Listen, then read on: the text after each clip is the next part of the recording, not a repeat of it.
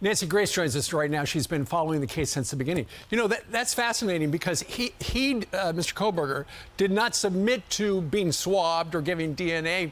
But Nancy, it sounds like from what I've heard, according to various press sources, it sounds like they went through the criminal DNA database. They didn't have a hit. But they went through the publicly available things like 23andMe or Ancestry or whatever, and apparently a family member did, and so that was the DNA they found at the crime scene.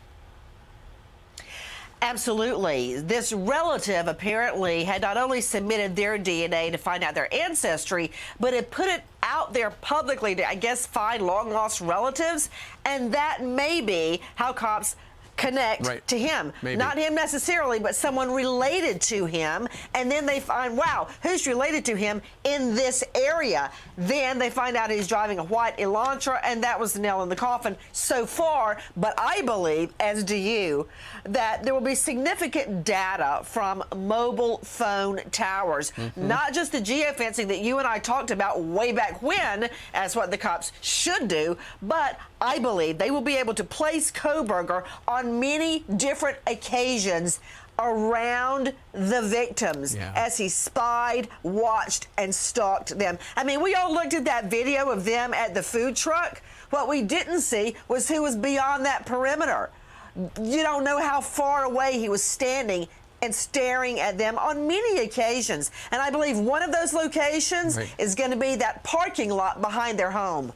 Unbelievable. I read that there were a number of pings for him adjacent to the suspect, or rather to the victims, and so that is very curious.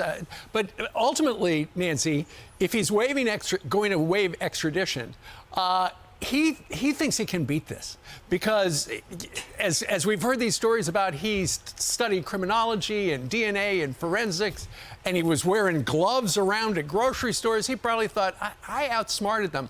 But, you know, if Aunt Edna gave up the DNA to 23andMe or somebody like that, that could ultimately have been the thing that undid him. Absolutely. There's no way you can convince me that there's not one single trace of evidence in that Elantra. I mean, he may be brilliant, but there's no way he can clean that Elantra to get rid of every single trace of evidence. And we know, we believe, the perp left the scene in that Elantra. Let's see. They're going to unveil the document later today, the charging document, and we'll know what they've got. Nancy, thank you very much. You've been on this since the get-go. Check her out on Fox Nation with crime stories. Nancy, thank you. And Happy New Year. Thank you.